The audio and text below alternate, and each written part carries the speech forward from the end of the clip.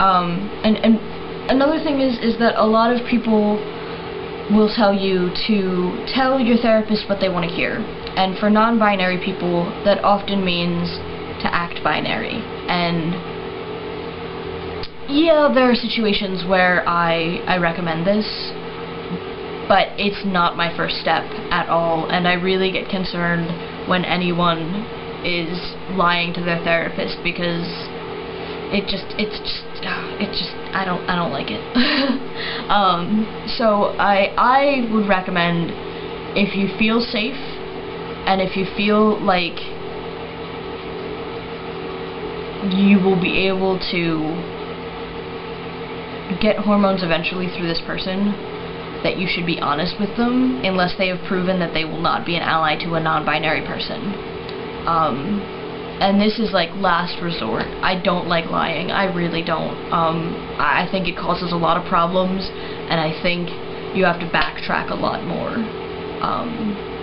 And this has happened to me. When I first went into therapy, I have this problem where I tend to build a kind of persona, and especially in terms of meeting new people, and my persona tends to be a little bit more butch than I actually am.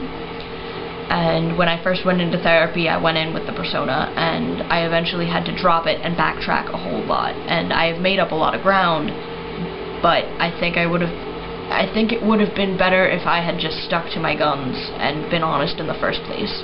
So I really do not recommend lying. I think it doesn't do a whole lot for people, and it doesn't educate people. It honestly doesn't, and I think it causes a lot more harm than it does good.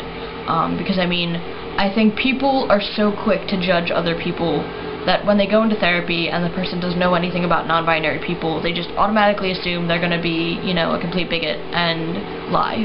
And I think that does a lot of harm, because I think if you take the time to educate someone, not only are you helping yourself because you're making an ally out of them and you're making someone that you can trust, but you're helping any other non-binary person that would go to that person for therapy, because they won't have to do that next time.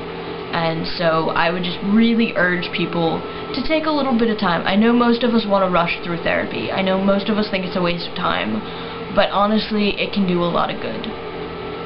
And maybe I'm just saying this because right now I'm in a program where I don't have to pay for my therapy, and I understand that therapy is expensive. I had to pay for it over the summer and it sucked. But I would really urge people to not lie and to educate instead of, you know, just getting everything that they wanted. Sometimes the harder path will be better in the long run. Okay, so rant over. That said, if you find that you cannot make an ally out of this person, I would recommend finding allies other places. I also really like the idea of having a separate therapist for personal emotional issues if you need a therapist for that kind of thing. I do. I really like having someone to, you know, talk to over, you know, every 2 weeks or so, and, you know, talk about transition and how that kind of stuff is affecting me, but also, I have a lot of, like, parent-child issues going on right now between me and my mother, so, I like having a therapist that I can talk to about that. The problem with my hormone therapist is that while I trust him, and I think he is a good person, and I think he tries really hard, I know more than him. Like, in terms of, like, queer theory and non-binary theory and just in general trans theory, I already know more than him, and that bugs me, and I feel like he won't be able to help me a whole lot in terms of the emotional stuff if he doesn't understand where I'm coming from on everything else. I mean, he's great for hormones, and I'm really happy that he's my hormone therapist because he trusts me, and he understands that I make my own decisions, and that, I'm my own person, and I've helped make an ally out of him for other non-binary people, but I would much rather have someone that I would feel more free to open up to in terms of my more emotional issues. And I think that part of the reason I can't open up to him is because I lied when I first went in and was way more butch than I intended. So I feel like part of me has to uphold this whole butch persona thing, and that blows a lot.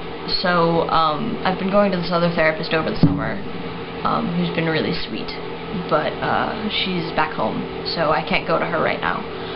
But yeah, so I mean, I feel like I rambled a whole lot and I didn't really have an exact point that I wanted to make, but I just think that it's so important as a non-binary person to create allies for other people, because I hear so many horror stories of trans people in general going out and getting, you know, reamed because they're trying to get hormones and their therapist is just a complete dickhead. But I think it's even harder for non-binary people, because so often we get, well, why can't you just be a girl? You're so feminine, why can't you just be a girl? And it's like, that's not the point. Like, that's not how it works at all.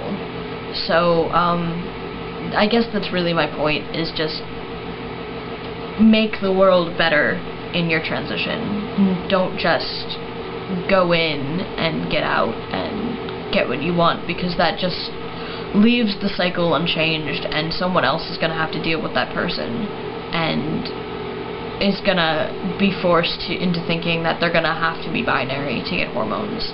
And I think that's a really horrible thing, because there are so many gorgeous people that deserve hormones but are inhibited from getting them because they have to act like something they're not. And I know that's part of the system and just the way the system is set up, but I think, I know it's just one at a time, but I think there's definitely room for change that can happen just between therapist and, you know, person in therapy.